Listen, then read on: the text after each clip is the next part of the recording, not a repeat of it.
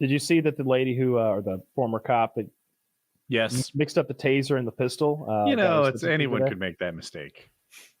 Anyone who's never touched a gun or a taser can make that mistake. Well, to be fair, the tasers are very gun-like. The ones that they use now, they're supposed to have them on different parts of their body. But I mean, like if you like, Glocks are not made of like metal. You don't have like a shiny brand new 1911, right? Like these are they feel like almost like toys sometimes. If you've never actually touched a Glock before, you don't touch the slider or whatever, it can feel like a toy. And the tasers are what? But she said if you've never touched it, but she like, I think you're making a strong point. If what had happened was like someone was like, "Hey, go grab that gun," and they were like, "In the box," and they're like, "Yeah, but don't show me. Now use it." Like if that had happened, but instead you got like a trained cop. Yeah. I feel bad for it because I always go back to my sexist viewpoint. Like maybe she shouldn't have been a fucking cop anyway, but it has nothing to do with her clearly sex. shouldn't have been a cop. It has nothing to do with her sex. Like just watching that woman in court, like I didn't feel like she needed to be a cop. She didn't, if you can make that mistake, you shouldn't be a cop. I don't think I'm tooting my own horn to say I wouldn't make that fucking mistake because I don't think any of us here would. They weigh differently, they feel differently in your hand as long as you don't have gloves on. They're on totally different. They're different the big colors. thing for the tasers is they're supposed to be on different parts of your body. Like the tasers are pulled from a different area than a firearm should be. I mean, I've used both of those things. Like I've used that exact kind of taser and that exact kind of pistol, and they're just to me. Does anyone know how many rounds she fired? That would matter too. Like if she put 6 rounds in him with the Glock, I thought she just shot him once, but I could be wrong. Yeah. I watched her testimony, and she was just like, she acted like she had blanked out the relevant parts of her shooting this man, essentially. So what happened? She's going to jail. I think 2 counts of paid guilt, vacation. Two guilty counts, I think is what I heard, and I think it's manslaughter. Okay, which is probably fair. I don't think like the murder charges imply a certain like intent. I think she just fucked up. Yeah, definitely. I don't think. I don't planning. What's worse is manslaughter and like negligent homicide literally like the exact same thing. Like I don't know. I feel like she performed her job so negligently that another human being died and she's responsible for it. Whatever that is what she did. I don't think she meant to kill that guy though, because she did not seem happy with the with it, the outcome. Well, of course not. Well, she wants to get back on the streets. I'm sure plenty of cops have accidentally been like, "Oh, I accidentally shot him. Oh no." I'm sure that's happened. For sure. Yeah. And it seems like there's a lot. One thing I've seen too often in my wife's freaking murder shows is that the cop is like, "All right, Taylor did it. I'm so convinced Taylor did it." And then evidence comes out, undeniably proving someone else did it. Like this fucking Kyle DNA all over the place. I don't know why I'm making it about you guys. Not my DNA. They have that. I planted it. Come on the victim. but the cop is still got too much like I still think we should go for Taylor too. And it's like, no, we have proven that it's this other guy.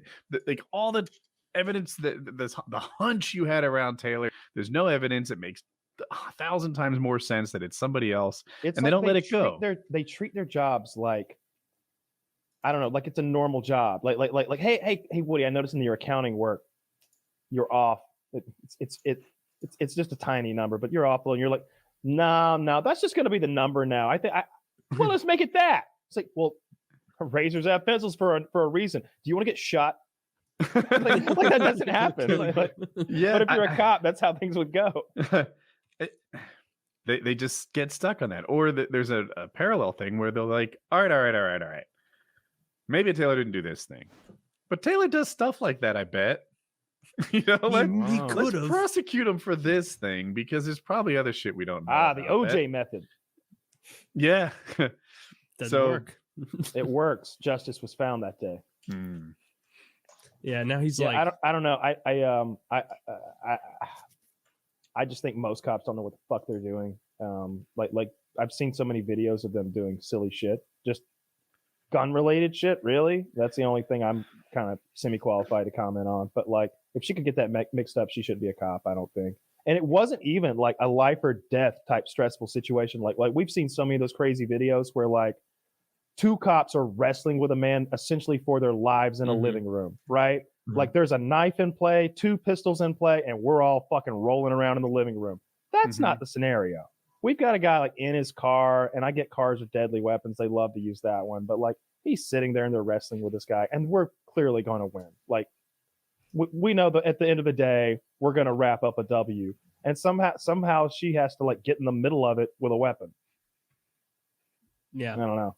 There are definitely from like basic gun safety things that I see from cops sometimes that super makes me wonder, where it's not even like you're a cop. It's like, are you like a human being that's ever dealt with a firearm before?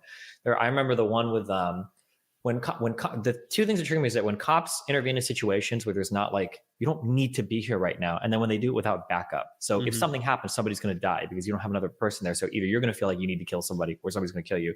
One of the most mind-blowing videos, did you see the cop that was wrestling, or he had the collar of a like 13-year-old in a yard with like 20 other like teenagers around them? They're not like teenagers, like big, like ready, just like kids or whatever. And the guy's got his gun out. And he's like, get back. I'm arresting, like citizens arresting as an off-duty cop, this kid or whatever. And he ends up like firing around randomly on accident into like somebody's yard or some shit. And it's like, holy shit, like what are you actually doing right now? Yeah. That's jeez. One frustration I have, and female cops that have to use the big weapons, taser or especially gun, because they're female cops, right? If the cop is some healthy 35-year-old guy and he knows if there's any altercation, the cop wins handily. The perp knows if there's any altercation, the cop wins handily. There doesn't even have to be an altercation.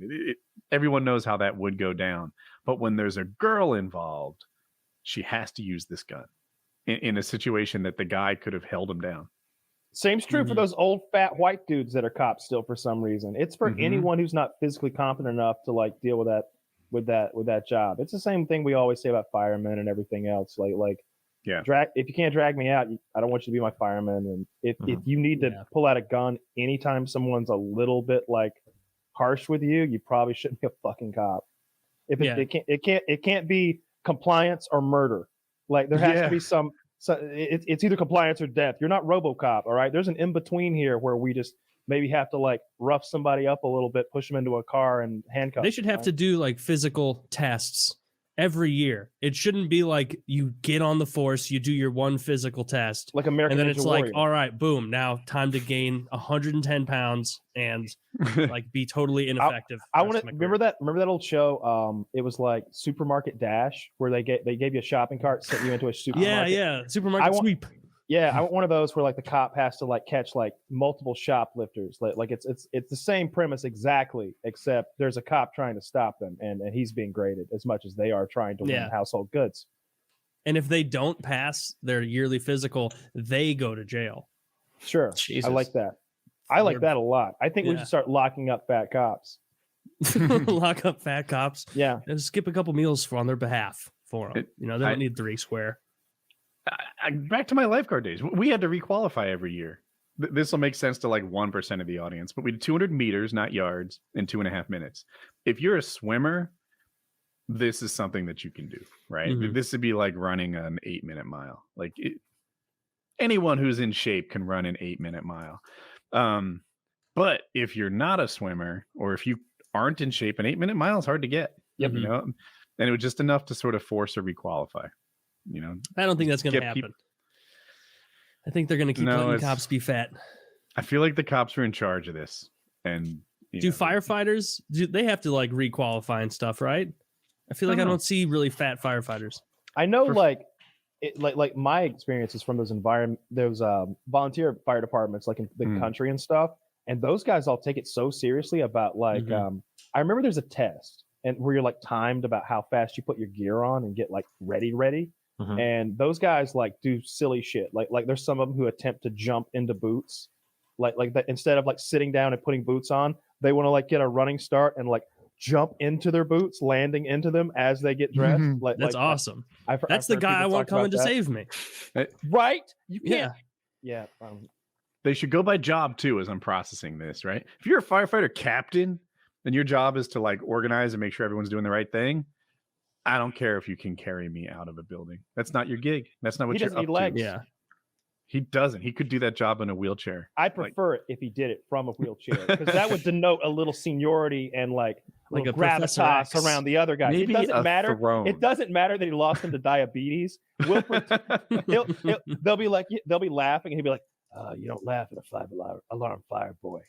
You come back in one of these." Like, Pops, you got diabetes. Shut up. Same thing's true in the police world. If you're a detective, if your job is to like get there after the fact and reverse engineer what went down, then I don't need you running a 5-minute mile or whatever it is. I don't know. Sometimes in the movies they end up having to chase the guy and they can't catch him. Like in 7, if they could have just caught that guy in 7, they would have cut his wife's head off. You know, That's true. It would have been a terrible movie if they'd caught him. And if you think about it, it's Morgan Freeman's fault because Brad Pitt was like, he was definitely fit. He had that Fight Club body. It was old ass Morgan Freeman who couldn't keep up and give him backup. That's why his wife's head got cut fucking off. Morgan Freeman's Spoilers. ruining it. Really, Morgan Freeman is the like nemesis in the show. Bit of a villain. Yeah, a bit of a villain. That's He's a the great problem. movie. I haven't seen 7 in forever. There's no way it's Kevin Spacey's fault because he's never done anything wrong. Agreed. Absolutely. Yeah,